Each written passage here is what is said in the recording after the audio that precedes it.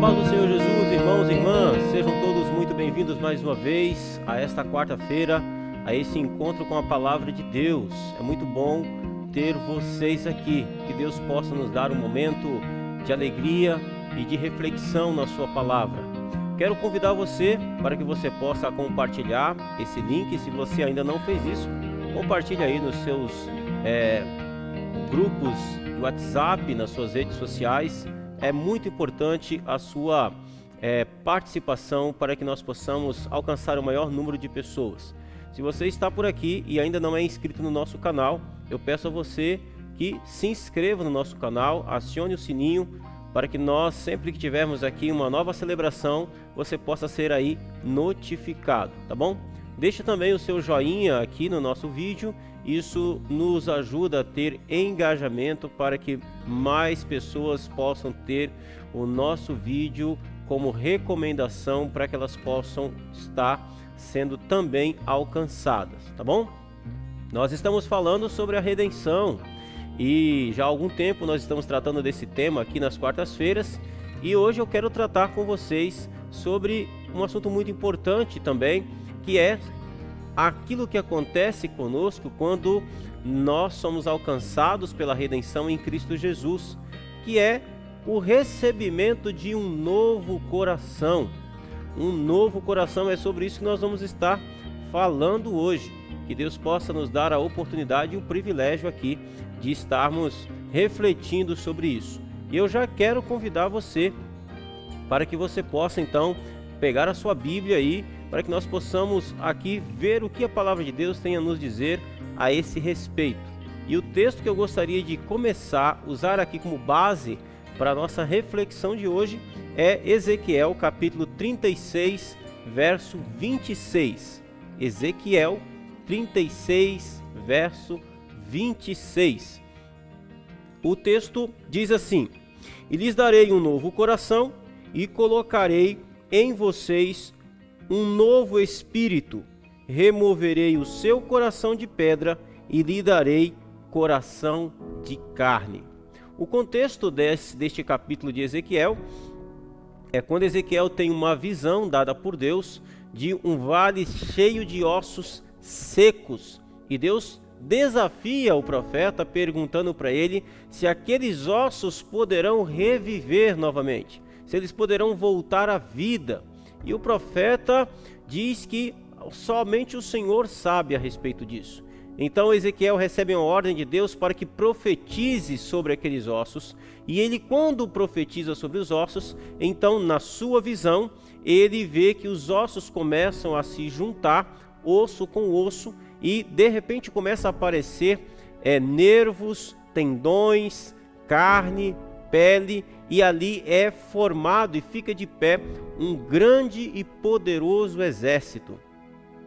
É uma visão que Ezequiel está tendo, não foi literal, e o que Deus estava querendo mostrar para Ezequiel é que aquele vale cheio de ossos secos, apodrecidos, representava o povo de Deus que estava morto por causa dos seus pecados, mas que Deus tinha poder de fazer com que aqueles ossos secos voltassem à vida, tivessem vida novamente. E o que acontece é que depois que Ezequiel profetiza sobre aqueles ossos, eles então se formam um grande e numeroso exército. Eles têm carne, têm nervos, estão completos, estão ali naquele vale, mas eles não têm vida nenhuma. Não há vida naqueles ossos. É um monte de corpo, tudo certo, tudo no seu lugar, mas não tem vida nenhuma. Então Deus ordena que o profeta profetize novamente, e então vem o Espírito de Deus, entra naqueles corpos, e eles se tornam um grande e numeroso exército, o exército do povo de Deus. Muito bem, e aí é onde Deus vai falar. Depois de dar essa visão para Ezequiel, ele vai dizer o que nós lemos: E lhes darei um novo coração, e colocarei em vocês um novo espírito, removerei seu coração de pedra, e lhe darei um coração de carne. Perceba que coisa extraordinária. Essa é uma obra que Deus faz. A regeneração é uma obra de Deus. É mediante também a palavra de Deus, que a regeneração acontece, que uma nova vida surge mediante a palavra de Deus e o poder de Deus. É uma ação totalmente da graça de Deus sobre a vida do ser humano. Nós não somos diferentes dessa visão que Ezequiel teve por parte de Deus. Sem Cristo, nós também somos apenas ossos secos, mortos em nossos delitos e pecados. Mas mediante a palavra de Deus, mediante o poder que há em Deus, mediante a graça de Deus demonstrada a nós, nós podemos, através do Espírito Santo, receber nova vida e uma vida com abundância. E eu quero refletir com vocês exatamente sobre isso. Nós vamos refletir sobre o fato de que quando Deus nos chama através do Evangelho, o seu objetivo é uma mudança radical na nossa natureza. Uma mudança radical na nossa natureza. Ok? Então nós já vimos em estudos anteriores que o diagnóstico que Deus faz do nosso coração é que ele está doente demais para ser curado. Ele havia dito isso lá em Jeremias 17, 9 e 10. A proposta de Deus então é que nós venhamos a receber um novo coração. É um verdadeiro transplante de natureza. Entenda uma coisa, meu querido e amado irmão, meu amigo, minha amiga, você que está nos acompanhando aqui. A proposta de Deus através do Evangelho não é consertar você. A proposta de Deus através do Evangelho não é remendar você, não. É fazer com que nós nasçamos de novo. Fazer com que nós tenhamos uma nova natureza. Fazer com que nós tenhamos um novo coração. Essa é a promessa dele feita em Ezequiel 36, 26. E lhes darei um novo coração e colocarei em vocês um novo espírito. Olha que coisa fantástica e extraordinária. Agora, quando a Bíblia fala de coração, do que ela está falando? Será que ela está falando do nosso órgão que bombeia sangue? Obviamente que não é isso que a Bíblia está se referindo. Então nós precisamos entender que quando a Bíblia fala de coração, ela não está se referindo ao nosso órgão que bombeia sangue no nosso corpo, mas sim está se referindo à nossa natureza. E o que é a nossa natureza? A natureza é a plenitude do nosso ser, aquilo que nós somos em essência, ok? Então a proposta de Deus é uma nova natureza, um novo coração, uma nova essência, um novo jeito de viver, uma maneira de viver que agrada a Deus. E é isso, essa é a proposta da palavra de Deus para nós. Então ele está se referindo às nossas inclinações, às nossas afeições, às nossas emoções, à nossa razão, tudo aquilo que nos caracteriza, é o nosso eu. Portanto, a maioria das vezes, quando você vê nas Escrituras a palavra carne ou coração, está se referindo à natureza humana, seja ela caída ou seja uma nova natureza. Geralmente quando o apóstolo Paulo fala de carne, ele está falando de natureza humana caída, velha criatura, homem escravo do pecado. Geralmente quando ele usa a palavra carne, ele está falando disso. Quando ele usa a palavra coração, quando a palavra de Deus usa termos como coração, está se referindo também à nossa natureza humana caída em pecado, ok? Olha o que o apóstolo Paulo diz em Romanos 8, 5 a 8. Diz assim: porque os que se inclinam para a carne, cogitam das coisas da carne. Carne aqui é natureza humana caída em pecado, natureza humana herdada de Adão em pecado.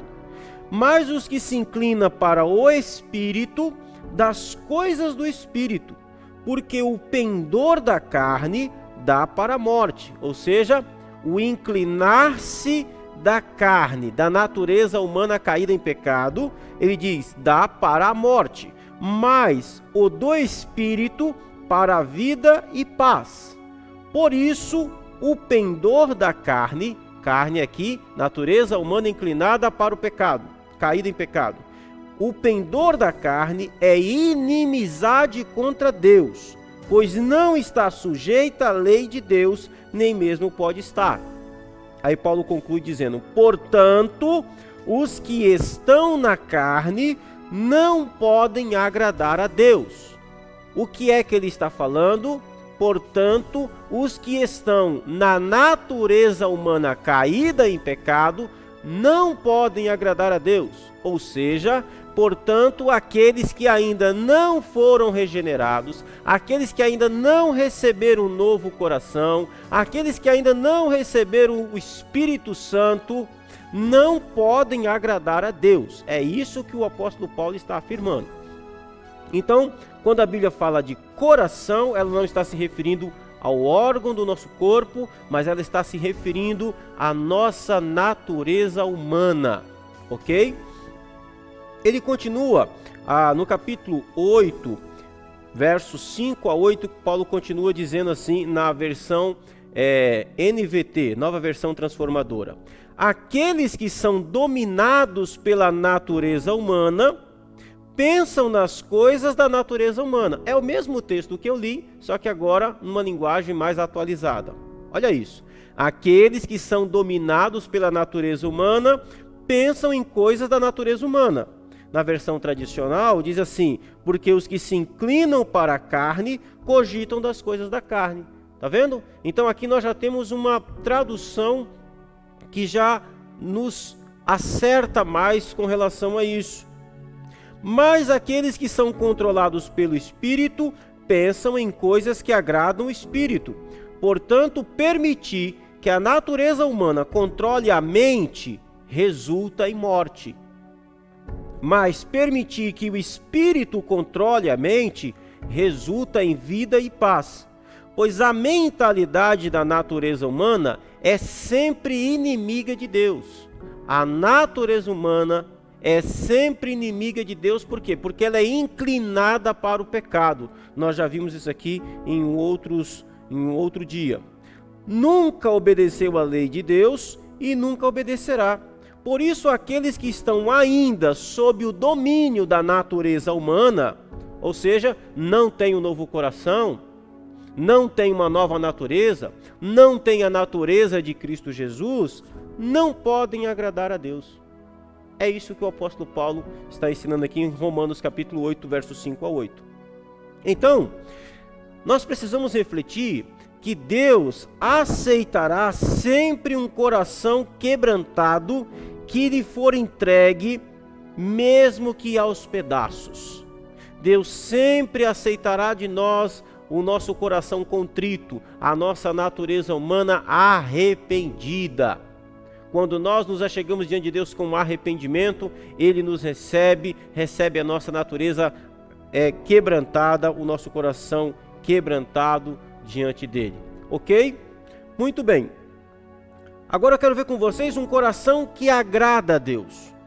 Em Mateus 13:15, Jesus diz que é do coração, que o coração daquele povo estava duro e insensível.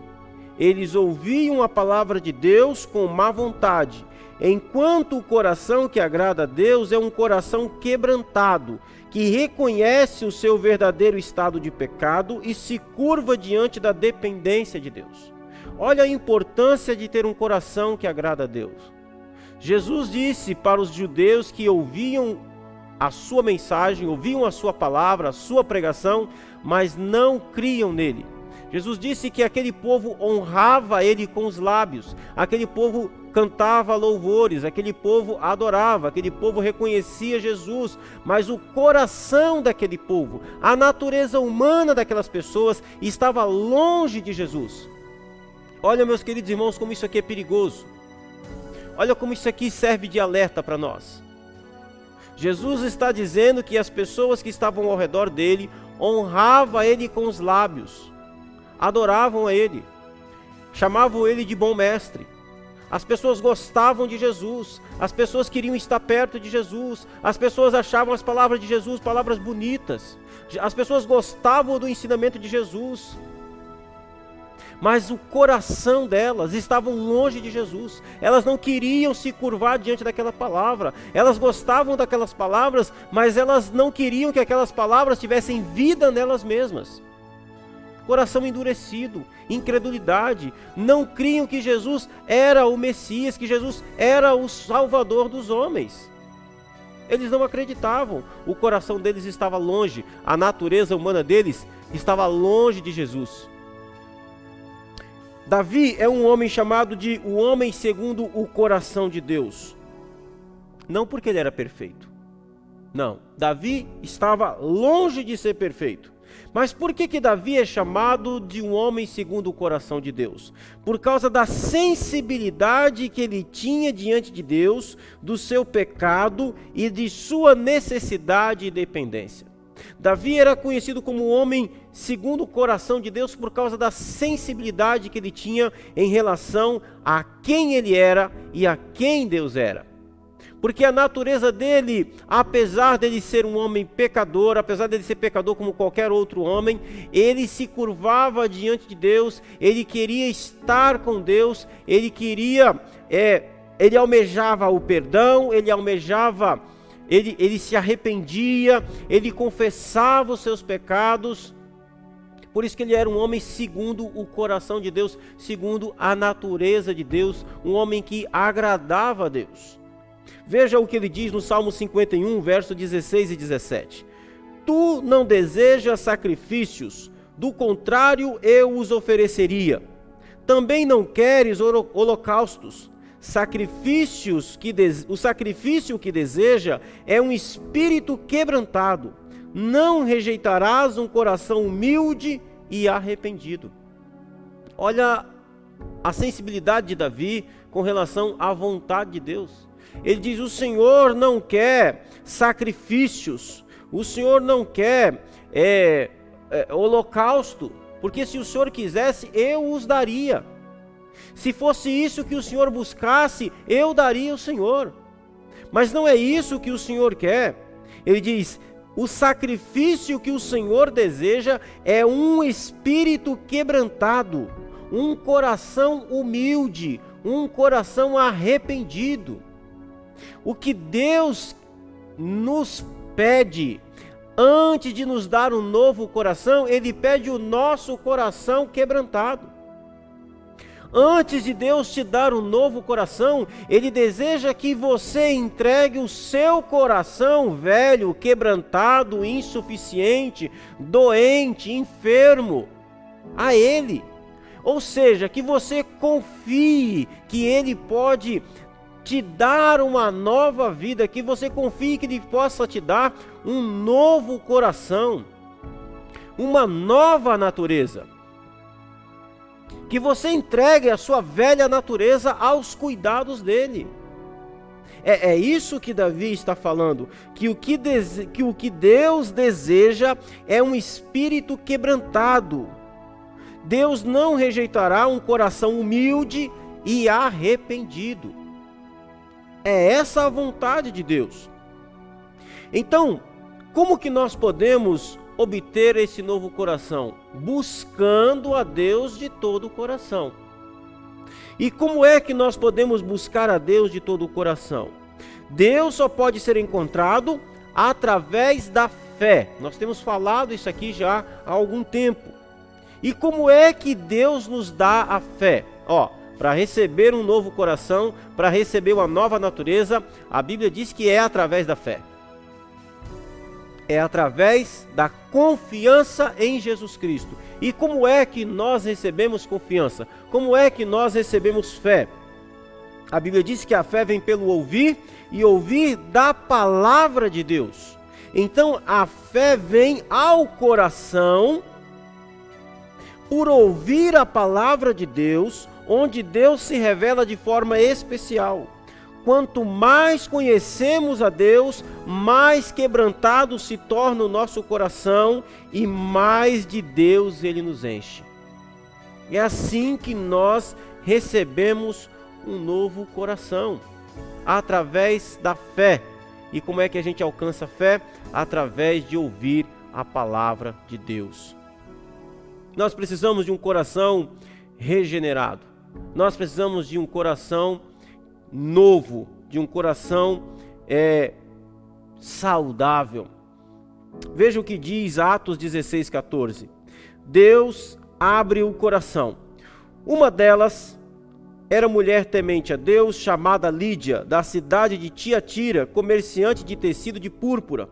Enquanto ela nos ouvia, o Senhor lhe abriu o coração e ela aceitou aquilo que Paulo estava dizendo.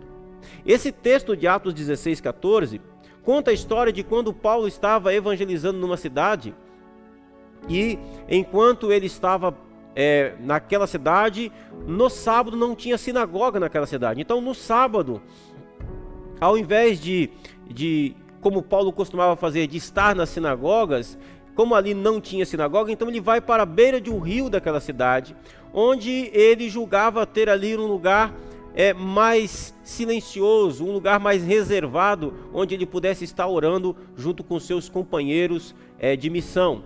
Só que quando eles chegam na beira daquele rio, havia ali um grupo de mulheres piedosas, temente a Deus, que também tiveram a mesma ideia. Elas estavam lá, na beira do rio. E Lucas registra que Paulo se aproxima daquelas mulheres, e uma delas, chamada Lídia, que era uma mulher empresária da época, vendedora de tecido, ela estava ali com as suas companheiras, e o texto diz que Paulo então começa a falar do evangelho, começa a pregar o evangelho para aquelas mulheres. Elas já eram tementes a Deus, elas já serviam ao Deus de Israel, mas não conheciam Jesus ainda. Então, o texto diz que enquanto Paulo falava, enquanto ele pregava, enquanto elas ouviam, o Senhor abriu o coração de Lídia. Ou seja, o Senhor tornou a natureza de Lídia aceitável, propícia ao Evangelho, receptiva ao Evangelho. O Senhor abriu o coração dela, ela creu naquilo que Paulo estava falando e aquela mulher foi salva. Olha que coisa interessante. Deus, portanto, é o agente que regenera o nosso coração, que regenera a nossa natureza, que nos dá uma nova natureza. Davi pede a Deus em oração exatamente isso. Olha a oração que Davi faz também no Salmo 51:10. Cria em mim, ó Deus, um coração puro e renova dentro de mim um espírito inabalável. Olha o desejo de Davi: eu quero que o Senhor crie em mim um coração puro, uma natureza pura, uma natureza santa, e renova dentro de mim um espírito que não pode ser abalado. Nós não podemos regenerar o nosso próprio coração. Assim como um leopardo não pode mudar as suas manchas, nós também não podemos mudar quem nós somos. Mas Deus é aquele que transforma o nosso coração. Embora nós não possamos mudar quem somos, todavia nós podemos oferecer a Deus, ir a Deus com humildade e dependência diante dEle e rogar a Ele que nos transforme, que nos faça ser uma nova criatura, uma nova pessoa, nos dê uma nova natureza. Então Deus é o agente que regenera o nosso coração, a nossa natureza. É isso que Davi está fazendo aqui. Eu quero já partir para a nossa conclusão e quero fazer uma pergunta para você. Como está o seu coração hoje? Você já nasceu de novo? Você tem uma nova natureza em Cristo Jesus? Ou ainda a velha natureza de Adão continua dominando a sua vida? Você já nasceu de novo. Deus já lhe deu uma nova natureza. Já uniu a natureza santa de Jesus à sua natureza. Deixa eu te fazer uma pergunta. Existe uma guerra dentro de você? Existe uma batalha pela santificação na sua vida? Existe uma luta interna no seu coração? Se é essa, a presença dessa luta já é muito importante. Permita que o Espírito Santo vença essa batalha. Curve-se diante dele. Deixe que ele derrote você. A proposta de Deus é que nós tenhamos uma nova natureza, um novo coração. A proposta da redenção é que nós tenhamos uma nova natureza. Deus não quer remendar a sua vida. Deus quer te dar uma vida nova, uma vida diferente. Essa é a proposta do Evangelho. Essa é a proposta de Deus. Eu quero concluir com você, para nós orarmos. E eu quero que você imagine que por um momento, um belo dia, você acorde pela manhã e sinta uma forte dor no peito. O que você faz? Você procura um cardiologista. Você procura um médico da área. Imagine então que você vai até esse médico, fala para ele que você tem sentido muita dor no coração ultimamente. Então o que o médico vai fazer? Ele vai vai pedir a você uma série de exames. E imagine que você faça esses exames. Todos os exames, e depois de todos os exames feitos, você volte lá e o médico analisa o exame, olha para você e lhe dá um diagnóstico. Imagine que ele diria para você: olha, o seu coração está muito doente. Você tem pouco tempo de vida. Com esse coração aqui, não dá mais. Você precisa de um novo coração. Eu te pergunto o que você faria. Provavelmente você, como qualquer pessoa, se desesperaria. Por um momento, esqueceria que estaria na sala de um médico e começaria até possivelmente a chorar, desesperado. A gente não acha coração para comprar na prateleira da farmácia. Não é assim. Imagine você precisar de um transplante urgente de coração. Agora imagine que diante do seu desespero, das suas lágrimas, do seu choro, o médico olhasse para você e consolasse e dissesse: olha, não se preocupe. Existe um coração. Existe um coração que dá certinho para você. Ele é saudável, ele é forte, ele é bom. É o coração do meu filho. Meu filho é o doador perfeito para você. Ele é forte, ele é saudável, o coração dele é muito bom. E eu vou fazer uma troca com você. Eu vou pegar o coração dele e colocar em você, e pegar o seu coração doente e colocar nele. Eu pergunto a você, onde você encontraria esse pai? Onde você encontraria esse médico? Provavelmente em lugar nenhum. Mas isso já aconteceu. Deus é esse pai que tem um filho com um coração forte e saudável. Esta é a proposta do Evangelho. Se você permanecer na sua própria natureza, no seu próprio coração, sem a natureza de Cristo, sem nascer de novo, sem um novo coração, você tem pouco tempo. Você não vai durar muito, vai durar apenas essa vida. Mas a proposta do Evangelho é que você tenha o coração de Cristo, é que você tenha a nova natureza de Jesus operando na sua vida, pois o coração dele viverá eternamente, o coração dele baterá eternamente. A vida que ele oferece é uma vida eterna, nele, para a glória dele. Essa é a proposta do Evangelho. E aí eu volto à minha pergunta a você: você já fez esse transplante? Tem aí a marca da cicatriz desse transplante na sua vida? Você já recebeu o coração de Cristo? Já entregou o seu coração enfermo e doente a Ele? Ele já te transformou em uma nova criatura? Você já professou isso passando pelo batismo nas águas? Você tem como comprovar isso estando ligado, conectado a uma comunidade de transplantados, de novas pessoas, de novas criaturas em Cristo Jesus? Se você ainda não fez isso, se você ainda não tem esse coração novo, creia no Evangelho. Cristo de novo oferece essa oportunidade a você. Ela é estendida mais uma vez. O dia é hoje, a hora é agora. E eu quero orar por você, para que Deus lhe dê fé com relação a isso. E a você que já recebeu, Eu quero orar por você, para que Deus confirme essa certeza na sua vida, em nome de Jesus. Vamos ao Senhor em oração. Maravilhoso Deus, eu quero orar agora, Senhor, em favor de 2 grupos de pessoas que estão nos assistindo e que estão nos vendo. Eu oro, meu Deus, pelos eleitos. Eu oro pelos santos. Eu oro pelos regenerados. Eu oro pelos salvos. Eu oro pelos fiéis. Eu oro por aqueles que pertencem a Ti. Aqueles da qual foram comprados, lavados e remidos pelo sangue do Cordeiro. Aqueles da qual já ouviram o Evangelho. Aqueles da qual já receberam um novo coração. Senhor, confirma sobre eles a sua graça, a sua bondade, o seu amor. Confirma sobre eles uma nova vida em Cristo Jesus. Leve-os, meu Deus, dia após dia, a viver, meu Deus, uma experiência de vida diária, cotidiana, Senhor, cada vez mais forte, mais evidente, meu Deus, da sua graça, da sua presença, da sua nova vida, em nome de Jesus.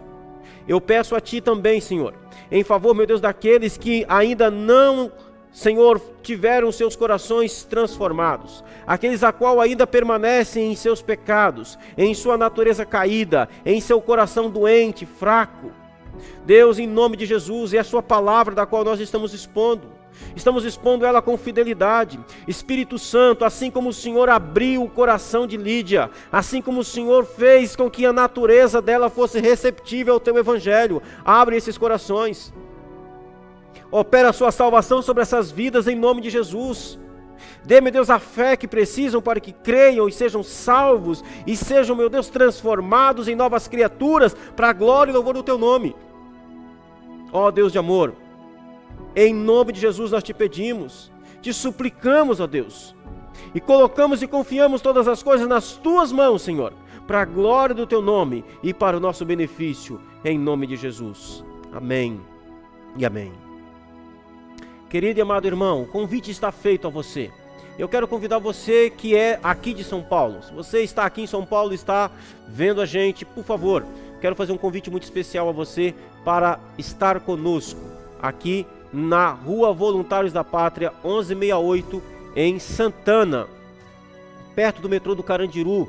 Venha celebrar o Senhor conosco, sábado às 10 horas. Às 9h30 nós oferecemos aqui um delicioso café de recepção. Você pode chegar às 9h30 e você vai ser bem recebido e vai tomar um café conosco.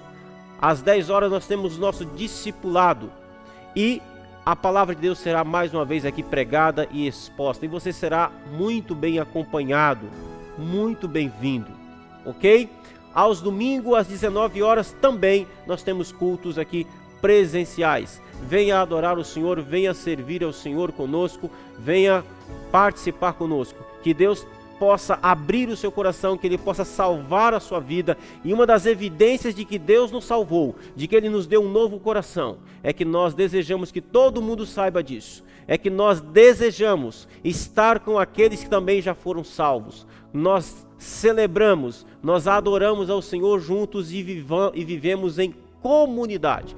Eu espero você aqui então, em nome de Jesus, que Deus possa abençoar o seu coração de forma poderosa.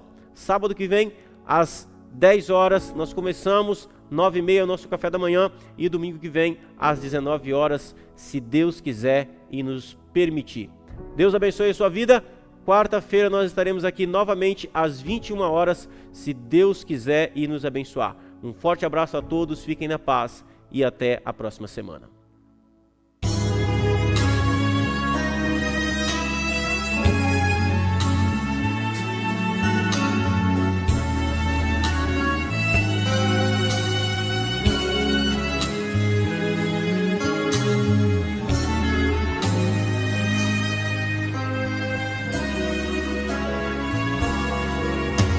Silêncio, não fale o que pensas, não conte a ninguém o que sente o seu coração. Calado, não ouça os insultos, não responda nada, calado é melhor.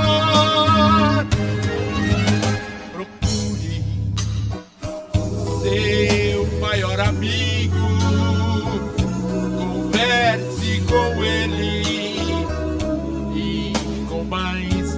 ninguém. E espere pacientemente, e dele mais cedo, mais tarde, a vitória vem. Não conte sua história a ninguém, só conte sua história a Jesus. O homem solução não tem, não. Silêncio é melhor, leve a cruz. Procure confidência a quem te conhece melhor. Nas horas difíceis, o seu grande amigo é Jesus.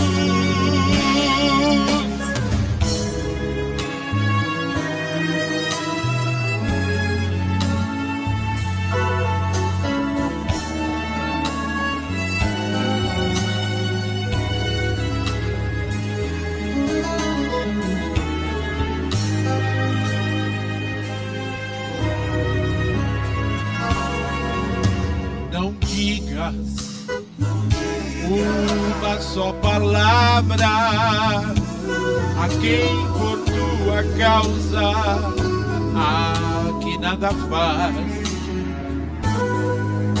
Há anjo de Deus pelejando, lutando com armas espirituais. Estão te guardando, porém bem de perto, ao seu derredor. Barreiras estão te cercando. Se Deus é contigo, eu sei, tu não estás só. Não conte sua história a ninguém, só conte sua história a Jesus. O homem solução não tem, silêncio é melhor, leve a cruz. Procure confidência a quem te conhece melhor. Nas horas difíceis, o seu grande amigo é Jesus. Não conte sua história a ninguém, só conte sua história a Jesus. O homem solução não tem, não. Silêncio é melhor, leve a cruz. Procure confidência a quem te conhece melhor. Nas horas difíceis, o seu grande amigo é